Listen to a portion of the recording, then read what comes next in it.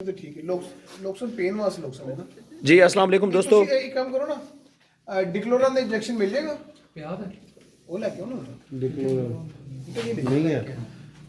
अच्छा आमिर साहब जी जी इस बकरे को क्या मसला है जी भाईजान जरा बताइएगा। अमजद भाई समटाइम ना जानवर प्रॉब्लम कर जाते ने अपनी बॉडी ਦੇ ਵਿੱਚ ठीक है। ਬਾਦੀ ਦੀ ਵਜ੍ਹਾ ਤੋਂ ਜਾਂ ਕੋਈ ਡਾਈਟ ਉੱਪਰ ਨੀਚੇ ਹੋ ਜਾਏ ਨਾ क्योंकि अक्सर जानवर मतलब कह लो क्वांटिटी जानवर ਜ਼ਿਆਦਾ ਹੋਣ ਨਾ ਉਹ ਕੋਈ ਜਾਨਵਰ ਪੰਜਾਬੀ ਦੇ ਵਿੱਚ ਕਹਿੰਦੇ ਨੇ ਨਾ ਕਿਸੇ ਨੂੰ ਮਾਂ ਬਾਦੀ ਤੇ ਕਿਸੇ ਨੂੰ ਨਰੋਏ ਸੇਮ ਉਹ ਜਾਨਵਰ ਦਾ ਹਿਸਾਬ ਹੁੰਦਾ ਕਿ ਪਿੱਛੇ ਜਾਨਵਰ ਕੋਈ ਹੋਰ ਡਾਈਟ ਲੈ ਕੇ ਆ ਰਿਹਾ ਹੁੰਦਾ ਹੈ ਅੱਗੇ ਅਗਰ ਕੁਝ ਹੋਰ ਮਿਲ ਜਾਂਦੀ ਹੈ ਉਹ ਅਕਸਰ ਜਾਨਵਰ ਨੂੰ ਪ੍ਰੋਬਲਮ ਹੋ ਜਾਂਦੀ ਹੈ ਨਵਾਂ ਜਾਨਵਰ ਹੈ अच्छा ਇੱਕ ਲੱਤ ਵਿੱਚ ਪੇਨ ਫੀਲ ਕਰ ਰਿਹਾ ਹੈ ਉਹ ਬਾਜ਼ਾਰ ਜ਼ਖਮ ਕੋਈ ਨਹੀਂ ਹੈਗਾ ठीक है। ਇੰਟਰਨਲੀ ਉਹਨੂੰ ਕੋਈ ਪ੍ਰੋਬਲਮ ਹੈ ਉਹਨੂੰ ਇਨਸ਼ਾਅੱਲਾ ਇੱਕ ਦੋ ਇੰਜੈਕਸ਼ਨ ਲਗਾਵਾਂਗੇ ਉਹ ਕੰਟਰੋਲ ਹੋ ਜਾਏਗਾ इन्होंने तुसी केड़ा इंजेक्शन लगाओगे? ਇਹਨੂੰ ਅਸੀਂ ਮੋਕਸੀਡੈਂਟ ਲਗਾਵਾਂਗੇ ਲੋਕਸਨ ਲਗਾਵਾਂਗੇ ਉਧਰ ਅਸੀਂ ਪੈਨਾਕਾਰਡ ਲਗਾਵਾਂਗੇ अच्छा ਤੇ ਉਹਦੇ ਨਾਲ ਇਨਸ਼ਾਅੱਲਾ ਤਾਲਾ ਜਾਨਵਰ ਜਿਹੜਾ ਨਾ ਰਿਕਵਰ ਕਰ ਜਾਏਗਾ इंशाल्लाह। और इधर टेम्परेचर वगैरह चेक किया है खान भाई? इसका कितना कितना? 106 अभी दोबारा चेक करें इसका दोबारा में चेक करता हूँ उसको अभी करो अभी चेक करें अभी टेम्परेचर चेक करें हाँ जी टेम्परेचर फिर तो नियर टू डेथ है हाँ जी नहीं 106 नहीं हो सकता लेकिन बकरे ਨੂੰ टेम्परेचर इस टाइम होएगा हाँ जी बिल्कुल मैं वो देख रहा कोशिश कर रहे हैं बाद में। अच्छा कर चेक इसका किधर गया हाँ तो टेम्परेचर चेक करो आप उधर सामने खड़े हो उधर इधर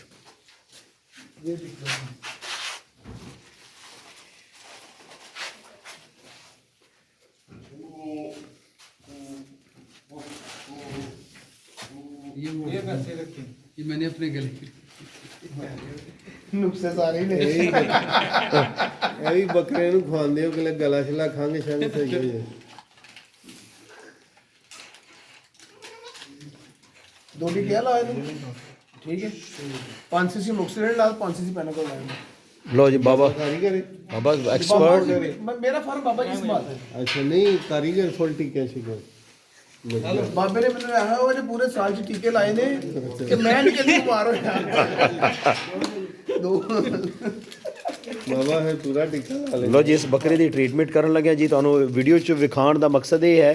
ਕਿ ਤਾਂ ਕਿ ਜਨਾਬ ਤੁਹਾਨੂੰ ਵੀ ਕੁਝ ਸਿੱਖਣ ਦਾ ਮੌਕਾ ਮਿਲੇ ਔਰ ਮੈਂ ਉਮੀਦ ਕਰਨਾ ਜਨਾਬ ਇਸ ਵੀਡੀਓ 'ਚੋਂ ਦੋਸਤਾਂ ਨੂੰ ਫਾਇਦਾ ਹੋਏਗਾ ਜੀ। ਇਸ ਟਾਂਗੇ 'ਚ ਦਾ ਮਸਲਾ ਹੈ ਬਾਦੀ ਦਾ ਮਸਲਾ ਅਮਰ ਸਾਹਿਬ ਕਹਿ ਰਹੇ ਨੇ ਜੀ ਤੇ ਅਮਰ ਸਾਹਿਬ ਇਹ ये इनके पास है ये बड़ा निकले नहीं पैना कट वो भी टुकड़ा पैना कट लिखे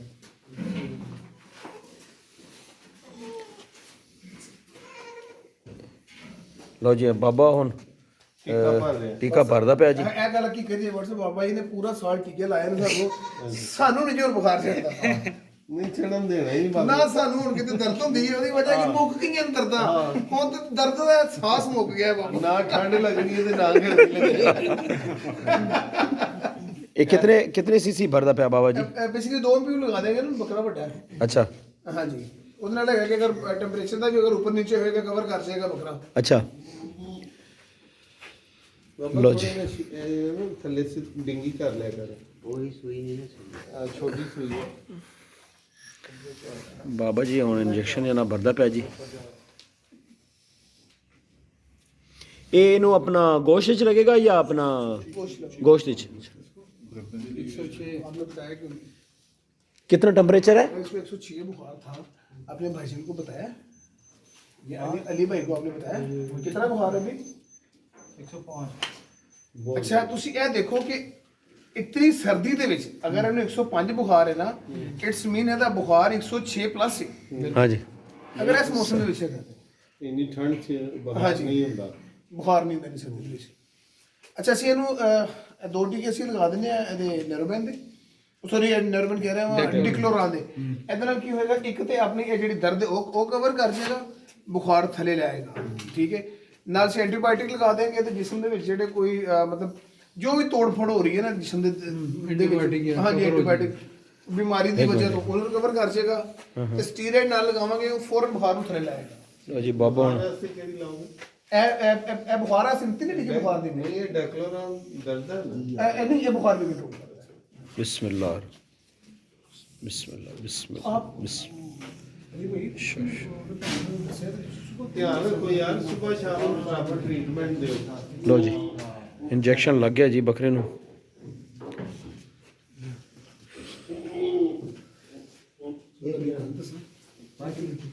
ਪੰਜ ਸੀ ਕੋ ਹਕੀਕਤ ਗੱਲ ਹੈ ਤੁਸੀਂ ਇਹਦੇ ਨਾਲ ਮਤਰੇ ਪੁੱਤਰਾਂ ਨੂੰ ਬੁਰਾ ਕੀਤਾ बुखार बहुत ज्यादा है यार ਤੁਹਾਨੂੰ ਉਸਲੇ हाँ जी। ਡਾਕਟਰ ਨੂੰ ਬੁਲਾ ਕੇ ਇਹ ਤੇ ਬਾਈ ਚਾਂਸ ਨਹੀਂ ਜੀ। ਨਾ ਬਾਹਰ ਕਢਾਉਂਦੇ ਤੇ ਖੁਦਾ ਨਾ ਖਾਸਾ ਖੁਦਾ ਨਾ ਖਾਸਾ ਉਸ ਤੋਂ ਹੋਰ ਪੋਜੀਸ਼ਨ ਹੋ ਸਕਦੀ ਸੀ टेम्परेचर इंशाल्लाह 1 घंटे के बीच बुखार नॉर्मल कर सकते हाँ साहब आप ना सबसे जो मेन चीज़ है ना आप ये देखा करें ये जो आपके बड़े बकरे ने इन्होंने खुराक खाई है इन्होंने उगाली की है कि नहीं की अब जिस जानवर ने अगर उगाली ना की हाँ ठीक लगाओ बाबू आपने फौरन से पहले भाईजान को बताना भजन नहीं बकरा उगाली नहीं कर रहा ताकि उधर कोई मसला होता है उसको हैंडल कर लें अच्छा आमिर साहब जी, अस्सलाम वालेकुम। एकड़े इंजेक्शन लगा रहे हैं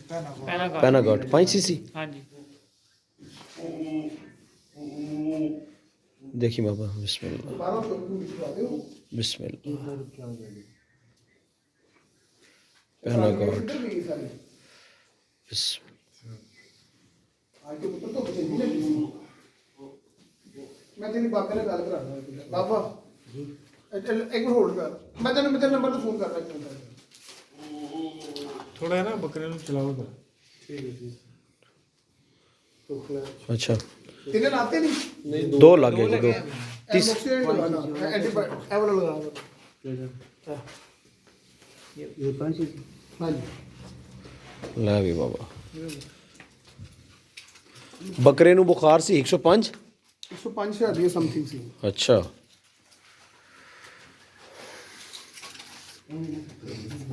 ਇਹਦਾ ਰੋਜ਼ ਸਵੇਰ ਸ਼ਾਮ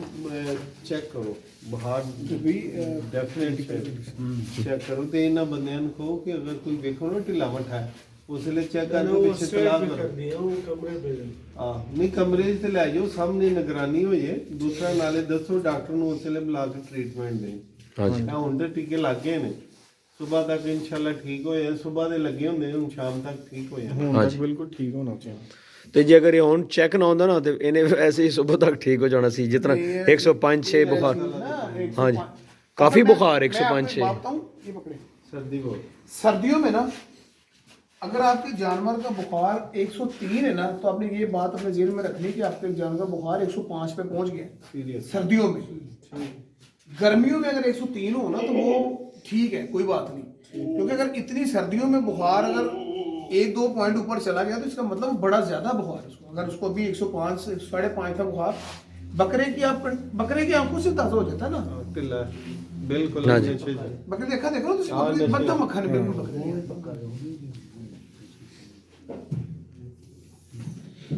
बाबा यार फाना कल कर मैंने कल आके ना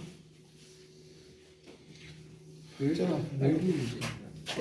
वेट हाँ एक दिन ਦਾ ਝਟਕਾ ਲੱਗਿਆ ਬੜੀ ਦੂਰ ਜਾਂਦਾ पराली खुश नहीं की थी आज पता नहीं कल फाना ਅੱਲਾ कर ਬਾਬਾ ਛੋੜ ਦੇ बाबा जी दोस्तों वीडियो का इख्तिताम करते हैं जी और उम्मीद है कि आपने इस वीडियो से ज़रूर कुछ ना कुछ सीखा होगा अपने जानवरों का ख्याल रखें और टेम्परेचर चेक करें अगर कोई भी जानवर आपका सुस्त है तो उसका सबसे पहले आप टेम्परेचर चेक करें और उसके बाद जनाब उसकी ट्रीटमेंट करें मिलते हैं नेक्स्ट खूबसूरत वीडियो के साथ अपनी दुआओं में याद रखिएगा अल्लाह हाफिज़